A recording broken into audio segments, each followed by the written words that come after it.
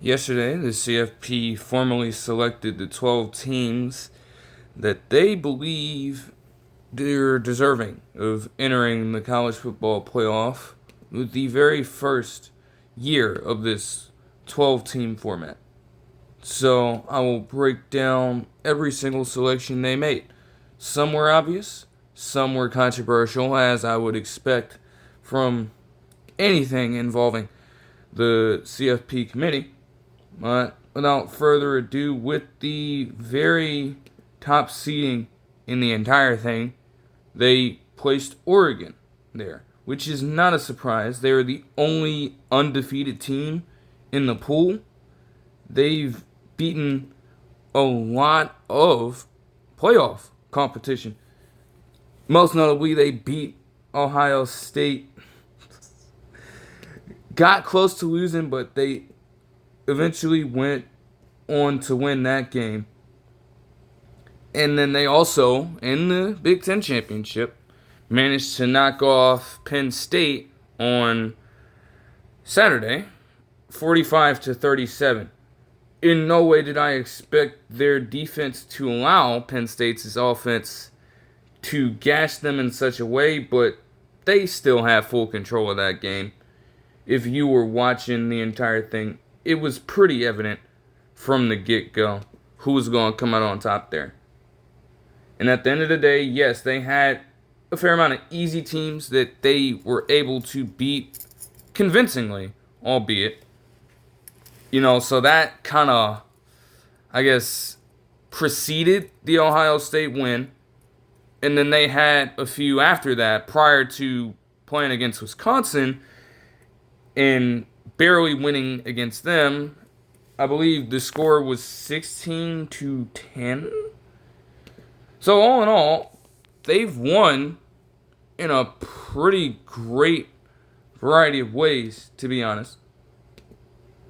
And despite what you want to say about their overall schedule, I mean, they did their job.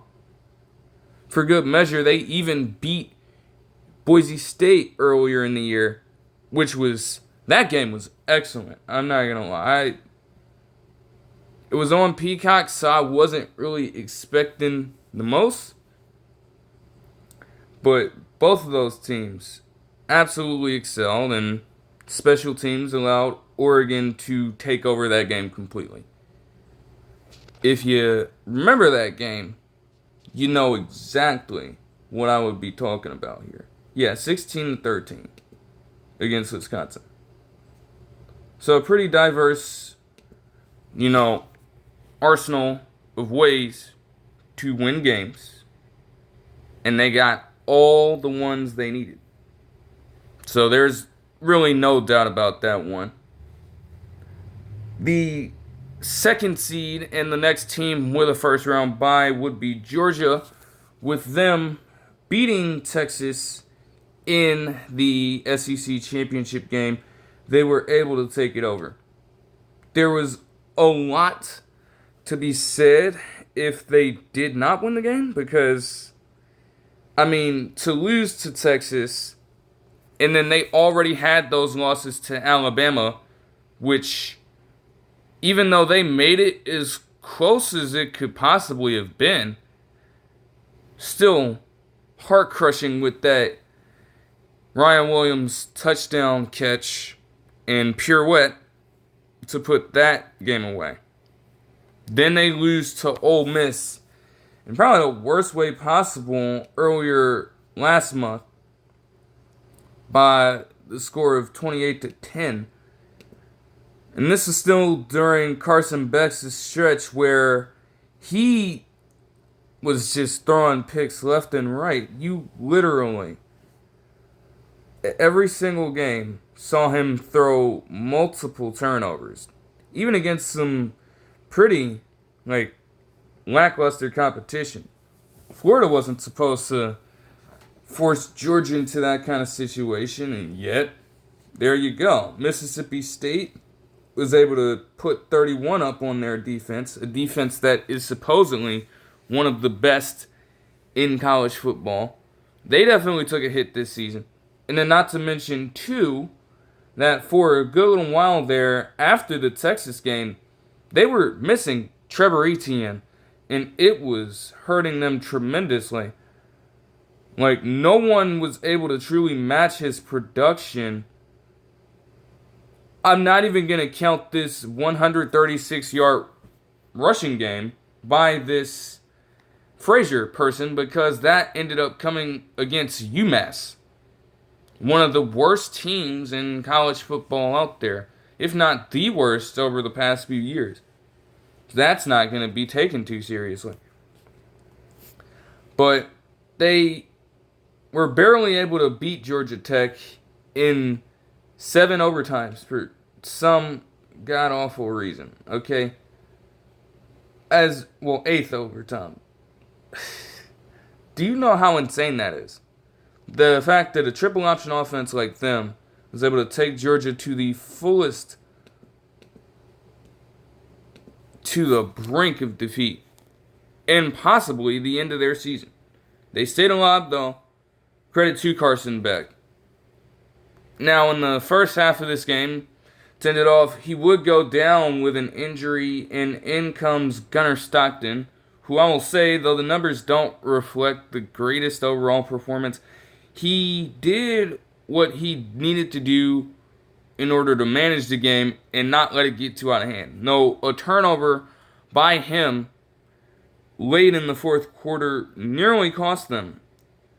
But Texas's offense was just ineffective against Georgia's defense in the similar way that it was in the very first matchup between these two teams.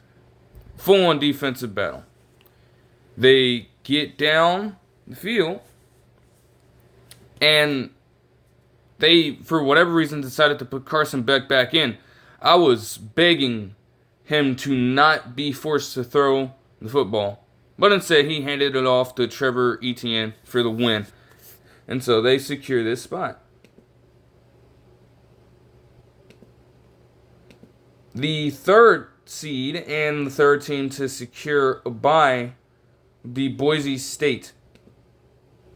They cooled down in the second half, I will say, of their Mountain West Conference Championship game against then 22nd ranked UNLV. But they did win 21-7. And looking at their entire season, I mean, they won every single game they were supposed to win. Now, with some of their defensive issues, they become very apparent after a while. Allowing Georgia Southern, for whatever reason, to put up 45 points on you in the very first game of the season. Obviously, Oregon was a very tough game, but they played them hard all the way throughout. And Ashton Jeanty, who should be a Heisman finalist by this point, absolutely balled out in that game. As far as everything else goes, outside of that one loss, they swept their entire conference in terms of conference play. They won against UNLV the first time, even though it was close. So they're taking that into account as well, the committee, that you get 2 wins against these guys, especially when you needed them. Because by that point, after that UNLV game on October 25th, the Boise State squad still had an outside chance of getting in the CFP. They were rising up in the rankings, but it wasn't as likely as it became over the next few weeks. Their games against Nevada and against Wyoming also seem questionable. But again, whether it's by a full touchdown or whether it's by 4 points, like this Wyoming game here, a win is a win. And that's really all you can do, especially when you look at the strength of schedule. Like, obviously, when you take into account that they play in the Mountain West Conference, it's not going to really be comparable to the strength of schedule or resume of a Big Ten or SEC school. But there's still something to be said about you handling your business. And so while I thought they would try to fuck them over, they gave them their due. So those guys will end up, well, Boise State ain't going to be playing they're going to be playing on New Year's Eve. They're not going to play on New Year's Day. They may as well just let all four of these teams play on New Year's Day. I don't really understand that, but there are probably 3 other bowl games for the New Year's 6 collective that they want to bind to. So I guess I understand. But yeah, Boise State is well deserving of this spot. For the 4th and final team to secure a bye in the 4th seed, we have none other than Arizona State. And again, if I'm thanking the committee for not fucking over Boise State, oh boy, there would have been issues if they played with Arizona State like that. Like, yes, when it comes to their overall schedule, they did suffer a pretty rough pair of losses against Texas Tech and then Cincinnati within the span of a few weeks. However, for most of the season, on the back of one Cam Scatterboo, who I did not know prior to watching the broadcast of the game, played at Sacramento State for his first 3 years, and then he transferred here. Quite possibly one of the best decisions he could have made, to be completely honest with you. And this game against Iowa State in the Big 12 Conference Championship was the culmination of everything. This man, by himself, accounted for 208 total yards and 3 total touchdowns, including, I believe they said, 120 yards after contact. On this entire season, he is combined for 2,074 yards and 22 total touchdowns.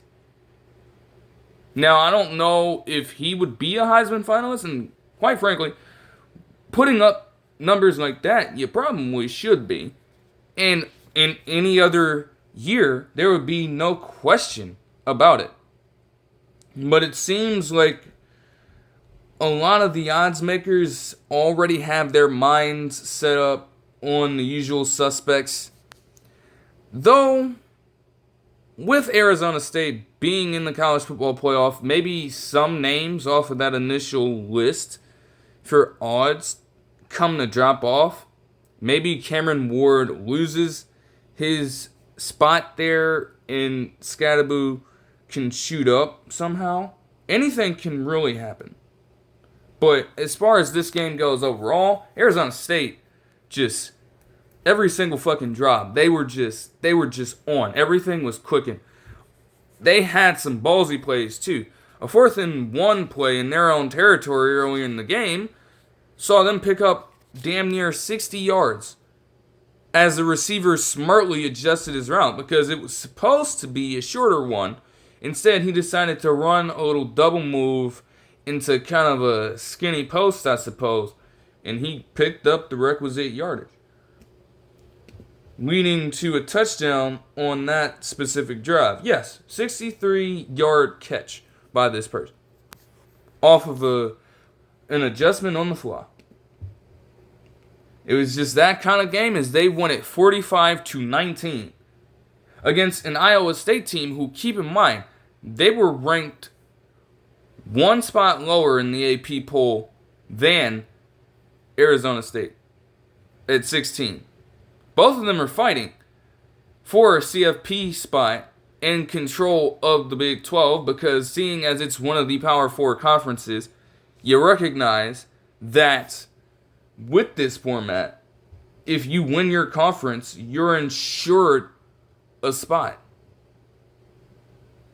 Both of them were fighting for this, and both of them recognize that if they lose out here, they're going home, more or less. And with that in mind, Scadaboo, Sam Levitt, the whole squad. They blew them out by 26 points. Should have been 35 because they scored 9 points in garbage time. But there was no way, after seeing them play that way and taking into account all what else they were able to do, there was no shot in hell that they were not going to get their first round bye. Like, that would have been absolutely criminal. And I'm glad that they decided to make that decision. So, those are the 4 teams with byes. Now we have to talk about all of the first round teams here. And starting out at number 5, there is Texas. When you really think about it, it makes sense. I mean, they would have been the SEC Conference title winners if not for ineptitude on their own offensive front from Quinn Ewers and all the like. The Georgia Bulldogs seem to be their kryptonite right now. And I mean, granted, you have not necessarily faced competition like that in the Big 12. You're making that adjustment from there to the SEC is a different story, right?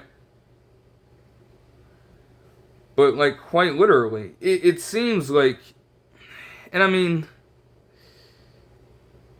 I will say against Arkansas, Kentucky, and Texas A&M leading up to this conference title game, they won them all, but they did struggle offensively, which is really going to be their demise, honestly.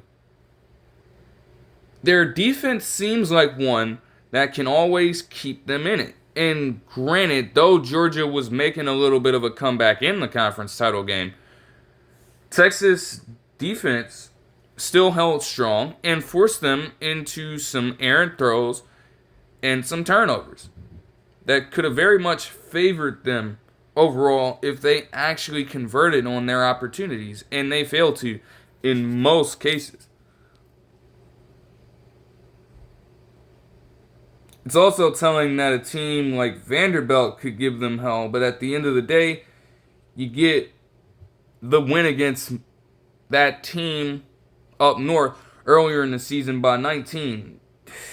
And then you beat, honestly, like Mississippi State probably isn't much of a flex, but beating Oklahoma by 31 in the Red River rivalry, even though Oklahoma was reeling this entire season, that still should mean something. Just because, the rivalries in the SEC now doesn't mean that it's lost its luster completely. So you can't fault them for that. Like, they're coming into it as strong as they possibly can. And Oklahoma's just out like that because they still, at that point, just wouldn't figure out their quarterback situation for some reason. I believe, too, that, I don't know, like, they've got to, before this game, which I'll get to their matchup later on as I run through all of these teams, but I will say that their quarterback situation, Sarkisian has to figure it out. Like, are you going to go with full Manning, or are you going to go with full Ewers? Playing this back and forth game with those two is not going to help either one completely develop into the player that you need them to be come this time of year. Like, Quinn Ewers has generally, he's got a lot of work to do. He was obviously recovering from injury and things like that. So those first few games, you can't necessarily fault him with playing out of rhythm a little bit. But as a coach, it's your job to kind of, like, obviously the quarterback has to execute. But you've got to kind of give him the room to do so and give him the necessary repetition he needs to build that confidence and go out and play as well as he can. You're not going to get that consistently from Quinn Ewers if you're feeding into all of what the media is talking about when it comes to what makes Arch Manning so different and maybe so much better than him. Don't feed into all of that as a coach.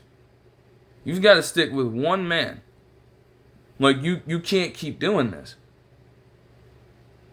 How do you expect any of them to feel when they constantly have to hear all that outside noise about it? And then you've got your coach kind of affirming one notion or the other about this situation. Like, no. Doesn't do Texas any good. So they need to get that straightened out before this matchup on December 21st. Moving on to the 6th seed, they have given Penn State that spot. Like, again, they were talking about how both Dan Lanning and James Franklin struggled against their big opponents and rivals in their coaching careers. At the very least, Dan Lanning managed to not only beat Washington this season, but managed to hold his own against Penn State and ultimately get the win against them. James Franklin still can't beat Ohio State and still has yet to go out and win these big games consistently when he needs to. He did get the 2016 Big Ten title when Saquon Barkley and Trace McSorley were still there, along with Chris Godwin, I believe. But he ultimately fell short in the college football playoff at that time. So it's like, after a while, it's kind of like, yes, he has a pretty solid overall record with that team during his time there, but at some point, something's got to give. I will say. Drew Aller is absolutely just atrocious. That final drive is exactly why he is viewed the way he is. It's not to say that he's not a terrible quarterback, but, like, my goodness, the decision making can be horrible sometimes for this man, and he is too inconsistent. Like, you're going to throw all these stats at people talking about how much more accurate he is this season and how he's beginning to make smarter decisions. And granted, some of his instincts have gotten better, I will admit. Like, he was under pressure, and when he saw open lanes in the rushing attack, he exploited them. He gave the front seven of Oregon a little run for their money in trying to account for him, because they would just fail to commit to him with QB spies, and he would certainly attack that. That has gotten better, but then you come down to the end of the game with a little around a minute and 50 seconds left, I would say. This is a little bit after the 2-minute warning, right? You have multiple timeouts at this point, and you decide to chuck up a deep ball that gets promptly picked off. Like,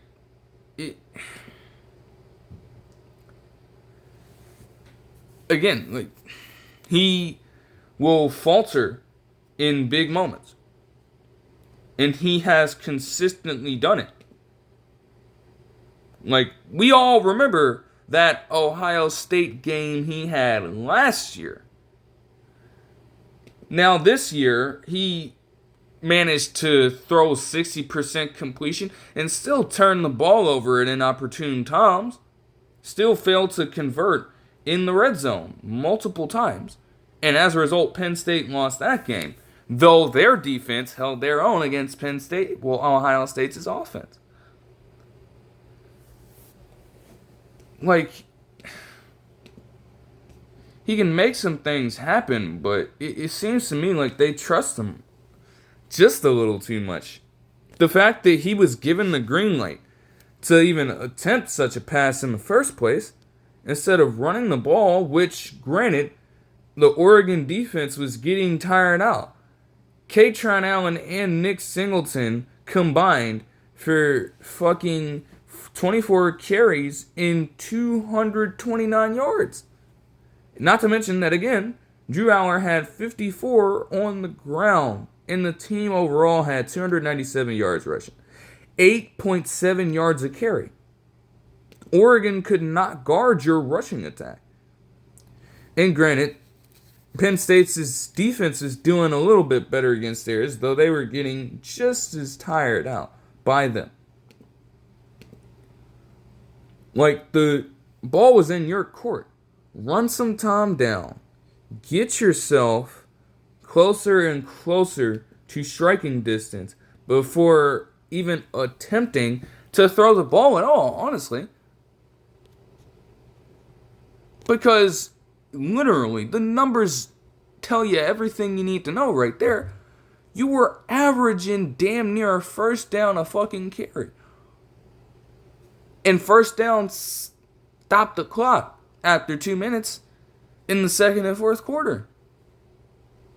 You mean to tell me you couldn't settle for just holding off on trying to play hero ball for 1 second? If they can find a way to get that under control, maybe they stand a better chance in their first round match on Saturday. Next Saturday. But as far as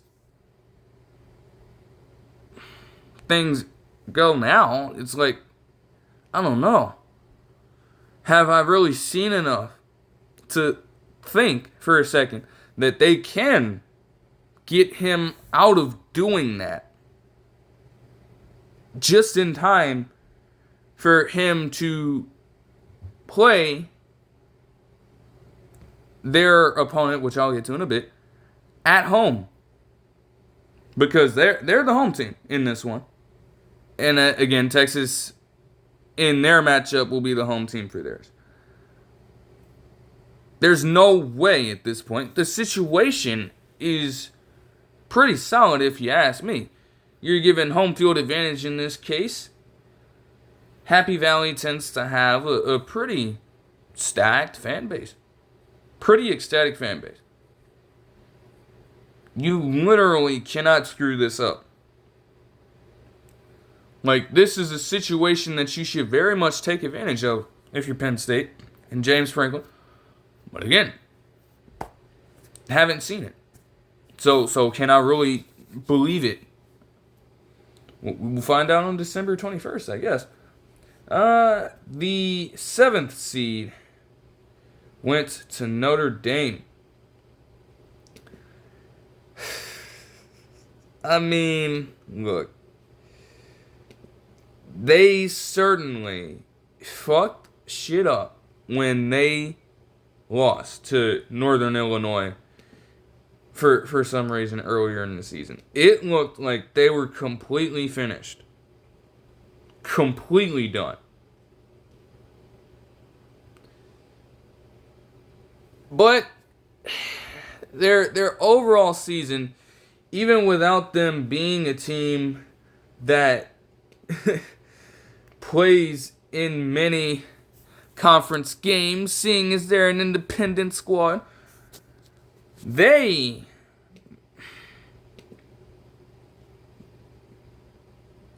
played very well down the stretch. And they got very convincing wins across the entire season. Like, yes, you get your little throwaway games. You get your 66-7 against Purdue after that Northern Illinois game. You get your 49-7 against Stanford. You get your 52-3 against Florida State. Oh, man. Let's not even get into Florida State right now. We're talking about true college football playoff teams, man. And then you also get a 35-14 performance against Virginia. But in the midst of that, you get ranked wins at number 20, Texas A&M, to open up the season, at 20-something ranked Louisville on September 28th, at 20... They were in the low 20 rankings as well, Navy at this time, 51-14. 51 to fucking 14. Yeah, 24. Think about that shit, man. And Navy was riding high all season long. They were putting belt to ass on pretty much everybody they faced. They ain't met nobody like Notre Dame before this, though, and they promptly got their asses kicked. Then they beat Army in their 20-something ranked squad, 49-14, on November 23rd. Yeah, they were 19th at the time. Jeez. Like, with that kind of contribution, you are promptly giving yourself a spot to re-enter the CFP. So, no matter where they were going to be given their seating, there was no doubt in mind that they are going to get this spot, man. There's no doubt. Alright, though.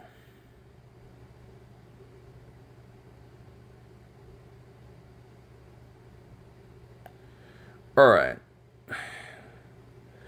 Moving on to the 8th seed in this conference and the last team in this bracket to secure a home match.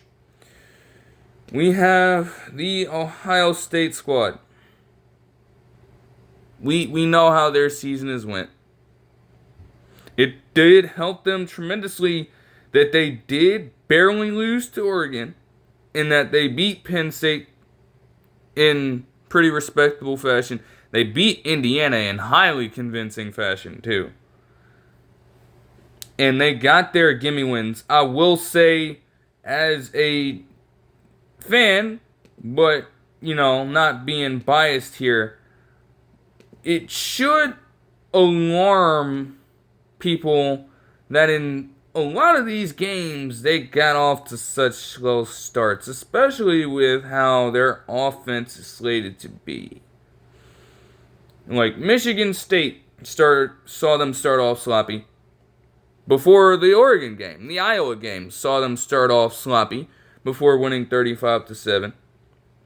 Marshall was giving them a run for their money before they blew things out of the water. And then Nebraska. Oh, this Nebraska game was absolutely ridiculous, by the way. That, coming off of the bye, following that Oregon game, to nearly lose to Nebraska like that, prior to a Quinshon Judkins touchdown catch.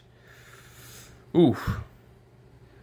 That, if they had lost that game somehow, they would have been, I would not hold you, their chances of making the CFP after that, barring anything happening in the Michigan game, that probably wouldn't have been a wrap. I'm not going to lie.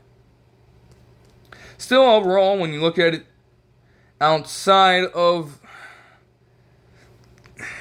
and that's the thing here, they handled most of their business, except for the two biggest games of the season against your arch rival and one of the top teams in the nation at the time, because Oregon was not number one. It was Texas. So,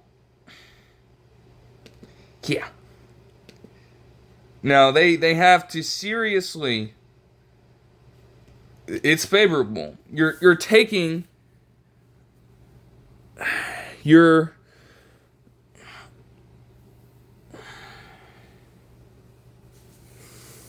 stepping back on Ohio Stadium late on next Saturday night against this incoming team.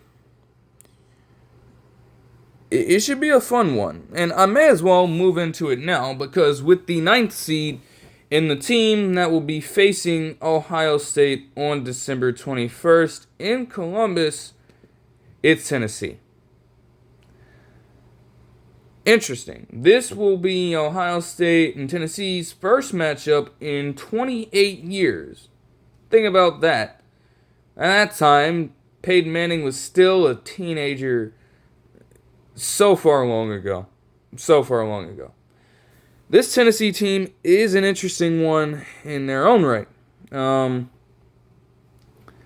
They got some very good throwaway wins against Chattanooga, NC State, and especially with this 71-0 defeat against Kent State on September 14th. Ever since then, outside of maybe this November 23rd game against UTEP, which they won 56-0. Every single one of these games, like if I'm talking about Ohio State having slow starts, boy, oh boy, Oklahoma was a shit show. They shit the bed in the first half completely against them and stumbled to victory against them because, again, they were still dealing with their own quarterback troubles. They lost the Arkansas game in which they didn't put up a single point in the first half and lost 19-14. Then you get to them facing off against Florida. They needed overtime to win that game 23-17. In a match that saw them score nothing in the first half, yet again. And this was just a theme for them throughout the entire season. You get into this Alabama game, they won it, but did not score anything in the first half. So this is going to be a thing for them.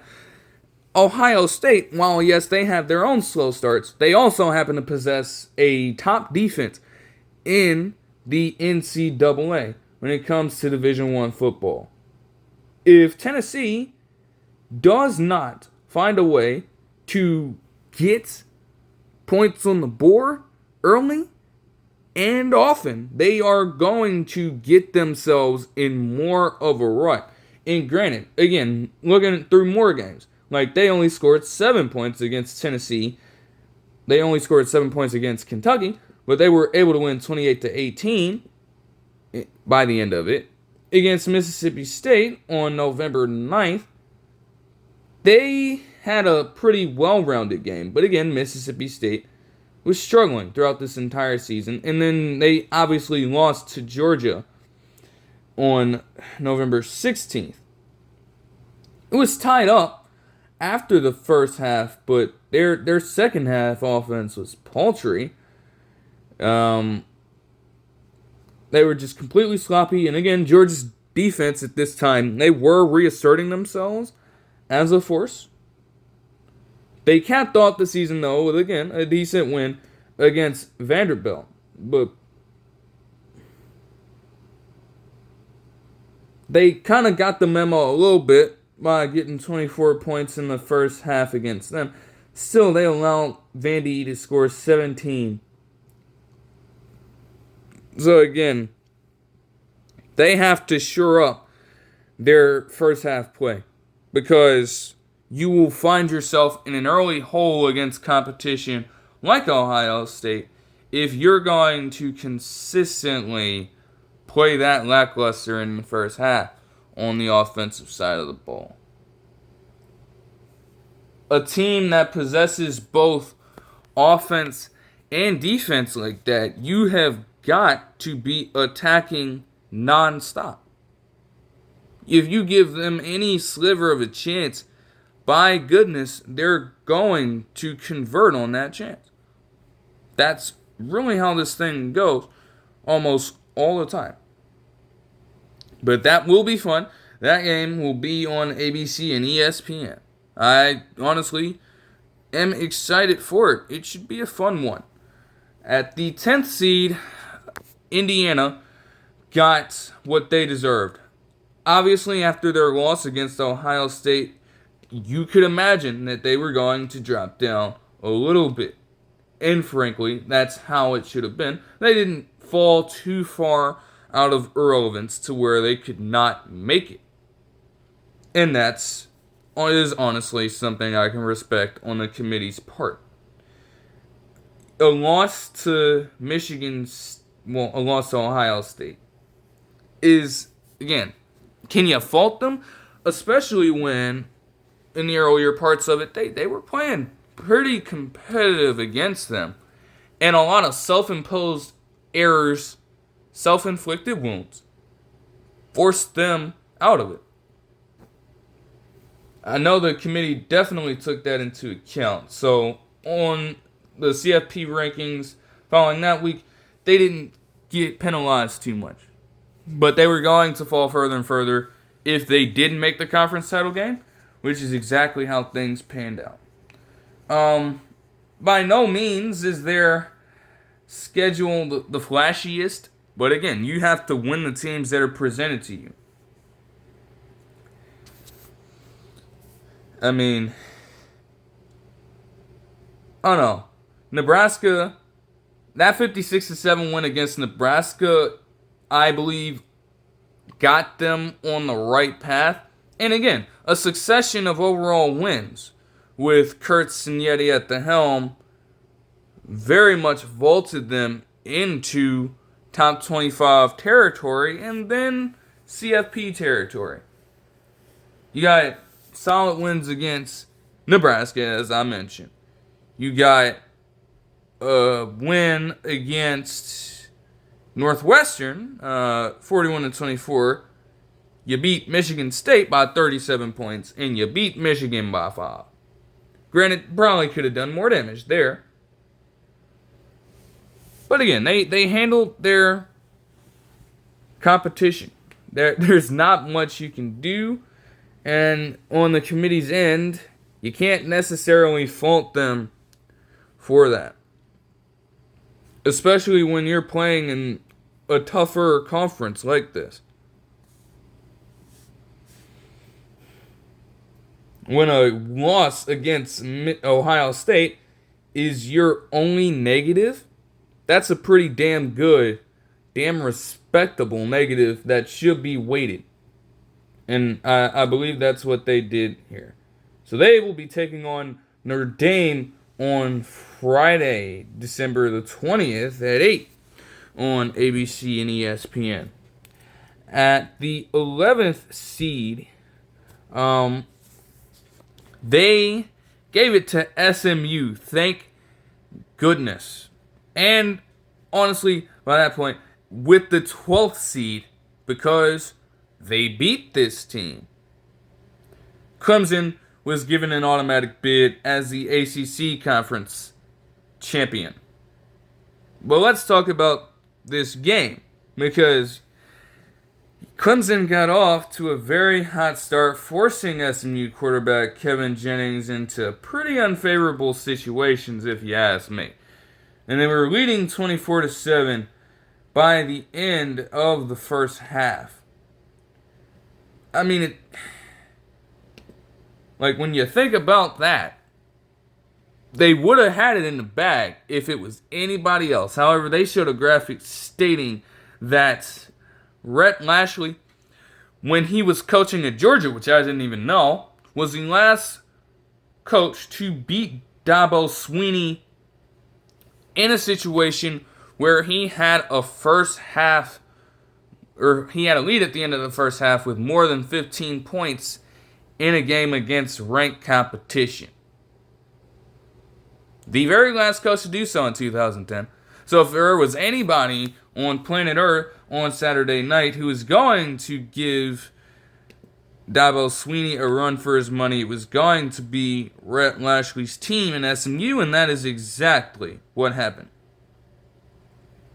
They found something, and they just caught fire, continuing to sneak up on Clemson over the course of the second half, to where they ultimately tied the game by the end of it with a drive late in the fourth quarter that saw them score a touchdown with their wide receiver with 20 seconds left.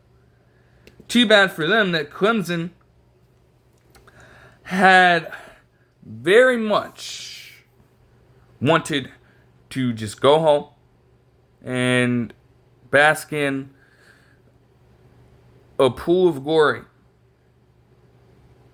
Their kick returner returned it all the way to the 45-yard line, putting guys like K. Klubnik in the offense in a more favorable position to get into field goal range, which ultimately happened as he kicked, this kicker, the deepest field goal in any conference title game's history to win it. The longest such kick, 56 yards, to win a game in conference title history, to knock off SMU and potentially knock them out. And that's not what happened. Instead, they credited both teams for their play in the game, as I think they absolutely should have done. Like, there's no way that you mean to tell me if Clemson had ragdolled SMU, that's one thing. But both of those teams showed the best of their strengths when it counted the most and gave each other a hell of a fight that came down to the wire. There was no way that either one of them, with that kind of development, was going to miss out on the CFP. So, SMU will be at Penn State on December 21st at 12 on TNT, interestingly enough. And Clemson will be in Austin on December 21st at 4, also on TNT. So the pathway here, it's a rocky one, and as you may have guessed by this point, if any Alabama fans haven't cried around you or just been in absolute shock after this, yeah, Alabama and Miami were the first two teams out of the CFP. And I can't totally disagree. I can't. You being in a position to govern the college football playoff like this, you're bound to be in spots where you're gonna miss sometimes. You can't make everybody happy. And maybe there isn't a right answer. Though Florida State fans prior to this year will definitely tell you that they were deserving of their CFP ranking last season. That's before their downfall happened. Honestly, so I mean, shit. When you really look at it, I guess the committee won. They saw something in Florida State that nobody else did, and then Georgia mollywopped them, and they went on such a harrowing decline that a good amount of their coaching staff was actually fired by Mike Norvell Jr., by the way, over the course of the last few weeks of the season, because it was that bad. But, okay, let's talk about why Alabama didn't get in, shall we? The Oklahoma game is why I believe that Alabama did not get in the national. That's why I believe they didn't get in, to be completely honest with you. It's that Oklahoma game. They could bear with you maybe suffering multiple losses to CFP teams. They lost to Tennessee, as I mentioned, and they did beat Georgia, which is fine. And you have a better record compared to an SMU against top 25 opponents at 5-1, while they were at 5-2, which is not necessarily like that's a little ticky tack, right? You know what I'm saying? You mean to tell me that you're gonna like penalize them so deeply for their one loss when it counted to Clemson, and then not to mention after a game against a BYU team that ripped off 9 straight wins. They handled business the rest of the way, while being one of the more dominant offenses in the league. Alabama was inconsistent as hell this season. Inconsistent. Like, even with these games against Western Kentucky, South Florida, and Wisconsin, all games that they won by more than 25 points, in the first few possessions of these games, they struggled. The win against Georgia was good, but you allowed them to come all the way back and tie it up at 34 after being up by, I believe, this lead got as high as 23. And you allowed them to come all the way back. Not a necessarily good showing on the defensive front. They then lost to Vanderbilt the next week, giving them their best win in school history. As they, at the time Alabama as well, were the number 1 team in the nation. To suffer a loss to a school you have consistently owned, I believe that was their first win against Alabama since 1984. Embarrassing loss there. And it could have gotten way worse if Lanaris Sellers converted the 2-point conversion that would have tied the ball game at the end of their match versus South Carolina. Instead, he misses the throw, and then they get another chance because they don't recover the onside kick, Alabama's special teams unit. And they luckily managed to get an interception that was almost a safety because the man decided to damn near take a knee in the end zone for some reason. In a game that should have seen you realistically blow them out of the water, be motivated in some capacity after having that narrow loss. Do something. And then you lose to Tennessee here the ensuing week. While Jalen Milroe did assert himself as a Heisman candidate, he also had games that were very reminiscent of his early struggles last season that ultimately got him benched for Tyler Buchner, and then as he re-entered the lineup, things started to turn around for him a little bit, I suppose. And I mean, I don't know, with Alabama, they could bear those 2 losses against, you could bear that loss against Tennessee. And the Vanderbilt one could be iffy. They could definitely have to do some thinking on that, right? I mean, nobody saw that coming. Nobody could have seen that coming. But at the very least, if you stayed a 2-loss team and you won out, you may have had a better shot of making the CFP here. I'm not going to lie. They could have bared with that.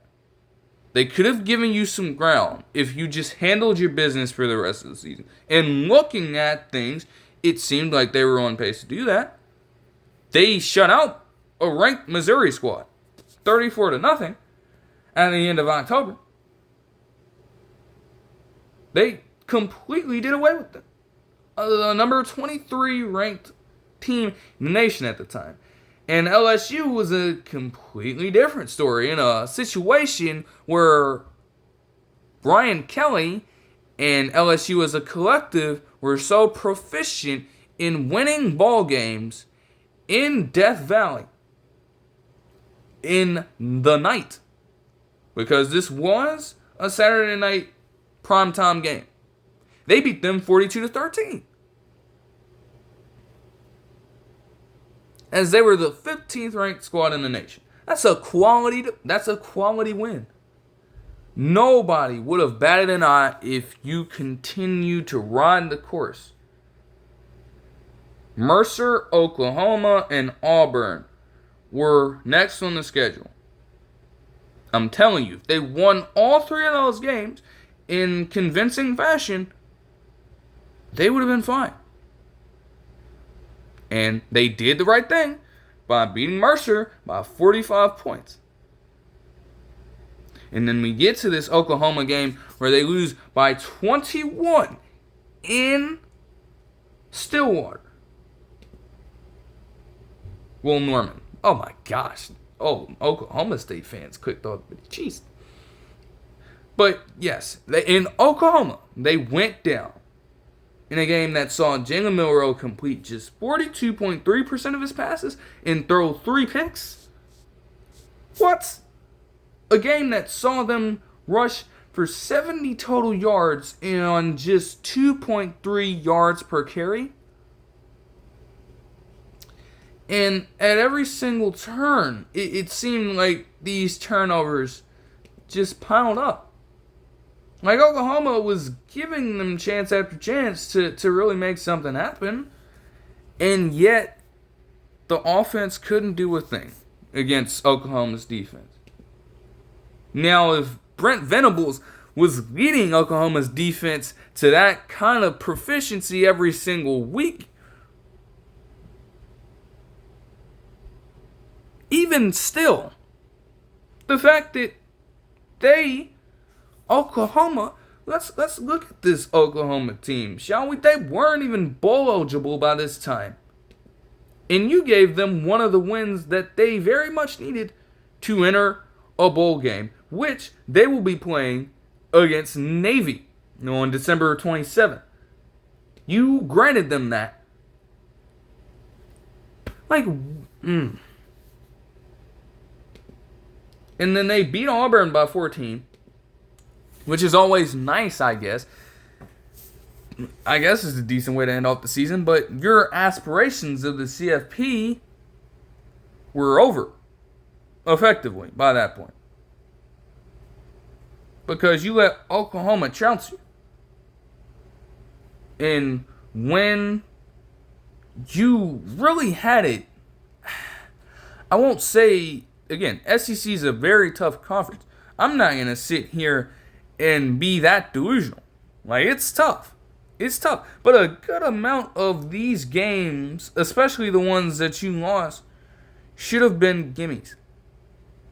You tried so hard to play down to your competition, and then for whatever reason, again, with some of their defensive performances as well, you just let them sneak up on you completely and start whipping your ass. Like, you were not ready for some of the things that they were doing at all. And at the worst possible moments, you allow them to come to form and completely alter the course of a ball game, leading to all three of these losses. And ultimately, that's why Alabama didn't make it over some of these teams. Like, at the very least, most of the other teams that were fringe handled their business and were aided by at least getting in a conference championship outside of Tennessee. But they were firmly in the CFP by that point. There was almost no chance that they were going to fall out. You being on the fringe, you needed to at least get a bid in the conference title game.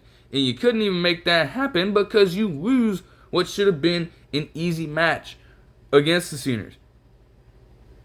As far as Miami goes, let's talk about it. They were kind of paper tigers. They were paper tigers. Let's just call it what it is. their win against Florida to open up the season, where some of their recruits were flexing and stunting on the Florida crowd in that stadium. It was all right, I guess. Hot start to the season, like Florida A&M, Ball State, and South Florida, easy wins, and they got all four of them. All four of them were non-conference games too, which scheduling in their cases, I guess they would have some control over it. They might have hurt themselves deeply with electing to go with that kind of scheduling. I'm not going to lie. Why? 4 non-conference opponents in a row. And yes, again, Florida was the very first game of the season. I guess I can understand that. But then you move up to FAMU? FAMU? In the Southwestern Athletic Conference for the HBCU schools. As an ACC team, Ball State in the Mid-American Conference, or Mid-Atlantic Conference, and also one of the worst teams in college football, if not the worst team in college football, still to this very point. Right? Yeah, Mid-American Conference. Like, whoa. No shot.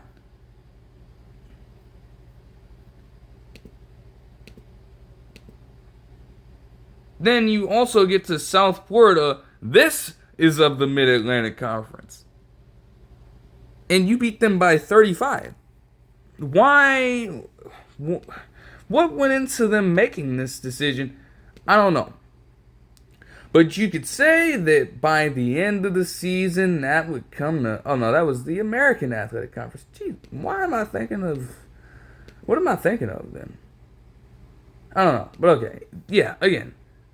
Southwestern Athletic Conference, Mid-American, and American Atlantic. Why? That's just not necessarily gaudy to look at, to be honest. Like, what were American Athletic? Jeez, bruh. I don't know what they were thinking about. In any context, it's like, huh? Like, what are you trying to, what is your theme here? What are you trying to get at? I really don't know. But, again, you did what you were supposed to do, and granted, right? They were 4-0 to open up the season. So you can't necessarily pin that against them, but it was time, after that, for the ACC competition to pile on. And they felt the brunt of that shit. They felt it.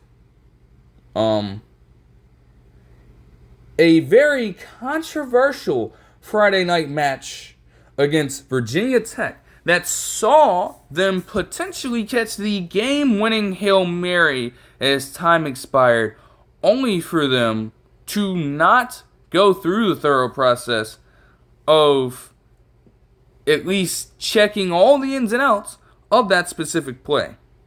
They did a decent amount of it and spent a little bit of time with it, but by the end of it, they ruled it incomplete and gave Virginia Tech, or gave Miami the win. Barely.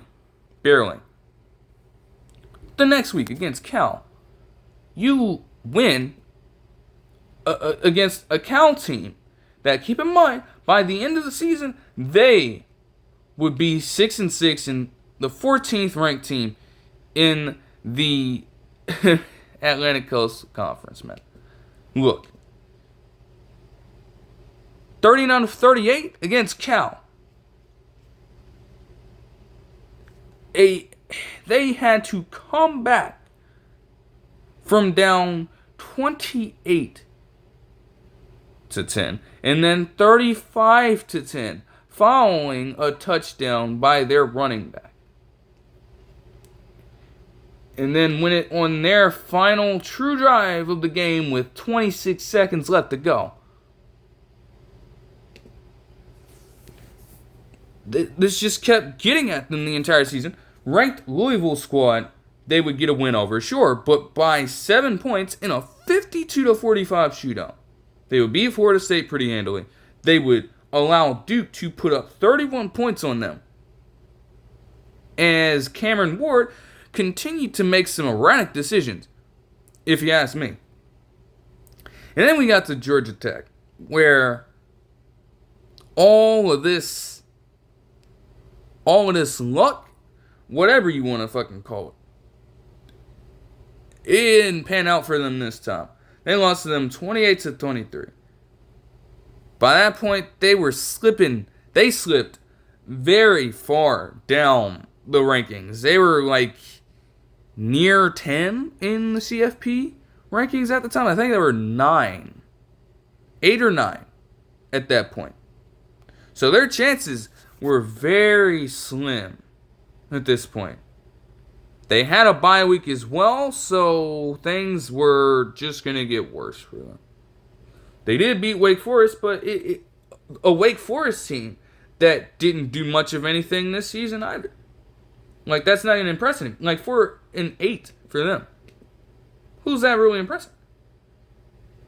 Then they get to a game against Syracuse, where, shout out to Kyle McCord, by the way, they lost by 4 points late, which rendered their chances of getting into a conference title game useless, non-existent, granting Clemson a chance to get in and then ultimately take it over.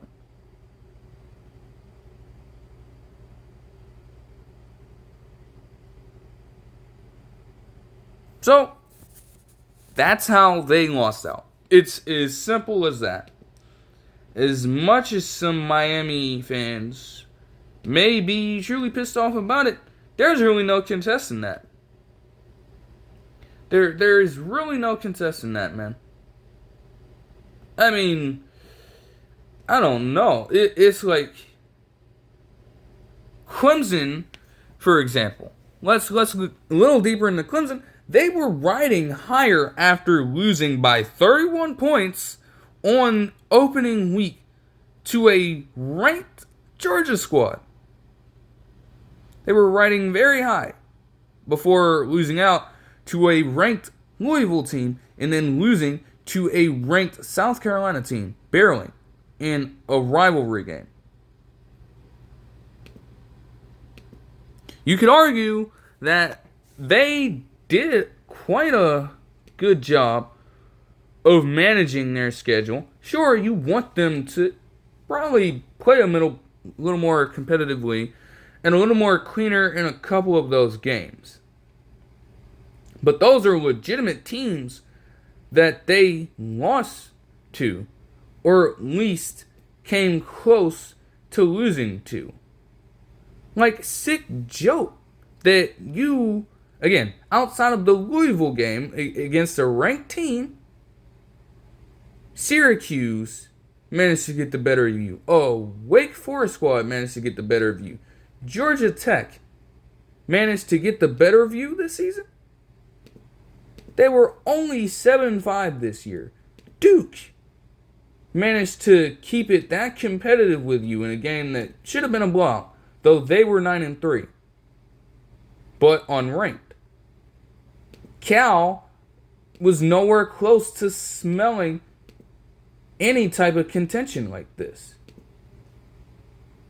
And then not to mention Virginia Tech. They struggled all season long, but managed to get in a fight with you. None of those teams had any sort of credibility when it comes to ranking in the top 25 poll. And they were able to give you that kind of pressure, man. There's no shot that should have been the case. Absolutely no shot.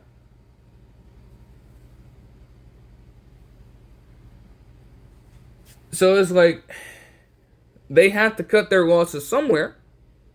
And again, with the game that Clemson and SMU played, as competitive as that was, you were bound to get them into the CFP. You were bound to. There's no way you could leave one of those guys on. By that point, there was no room for another 2-loss Atlantic Coast Conference squad. There was no room for that. And even for those guys that so desperately wanted to see them make it, I can really only ask you this. Who were they getting in over out of the 12 teams that made it? When you're going to stack up the resumes of each of these schools that made it in Oregon, Georgia, Boise State, Arizona State, Texas, Penn State, Notre Dame, Ohio State, Tennessee, Indiana, SMU, and Clemson.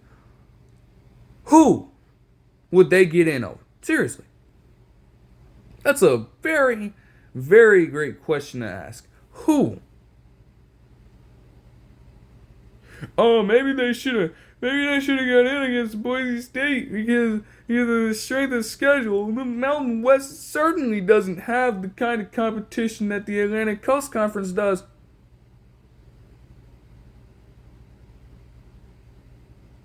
They won their conference. Keyword, they won their conference.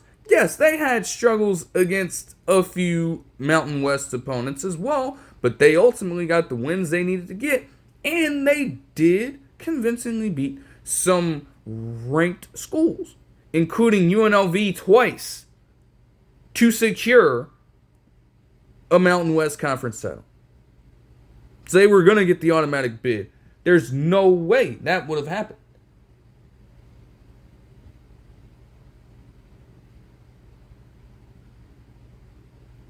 Like, seriously. There's literally none of these teams here I see that would have lost their spot to this team.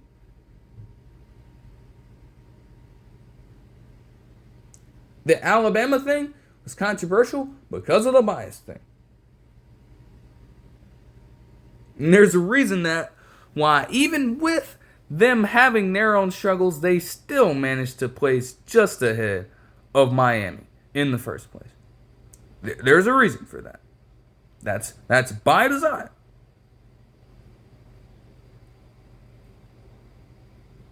So again, not everybody is going to get the result that they want from this, but with the 12 teams that are in, things can get very interesting.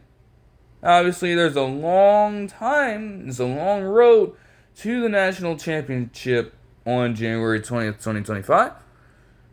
The most that, I guess, the general fan can do is just hope that every team puts forth their best efforts.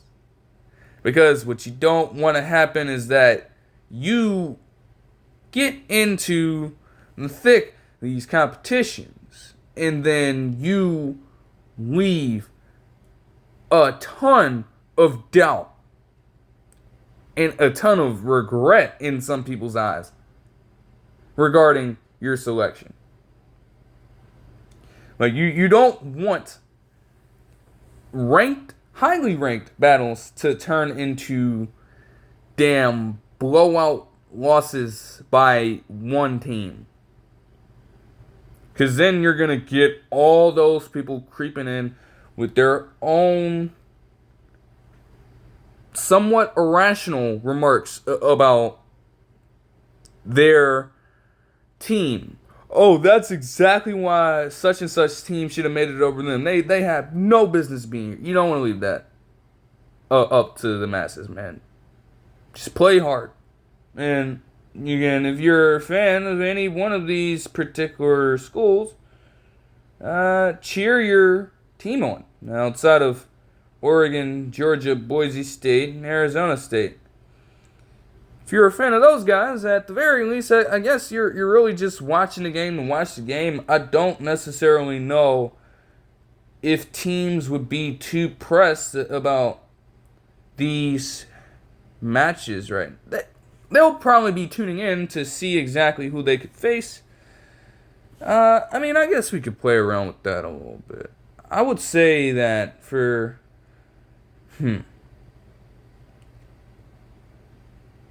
Arizona State would probably want to see Clemson. But I think either one of those teams could play them tough, to be honest.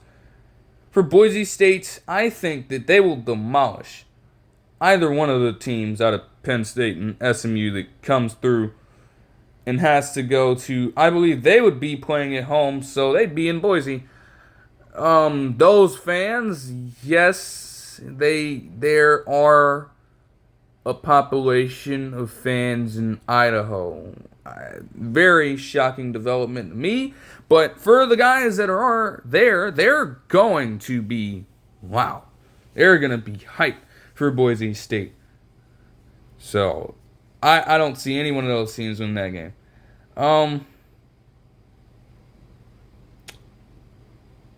Georgia has proven, even with some of their hiccups, that they're still a team to be respected. They've more than proven that. I will say Notre Dame will give them the tougher match, and if Indiana goes against them in the quarterfinals, they're gonna kill them. I really do believe that.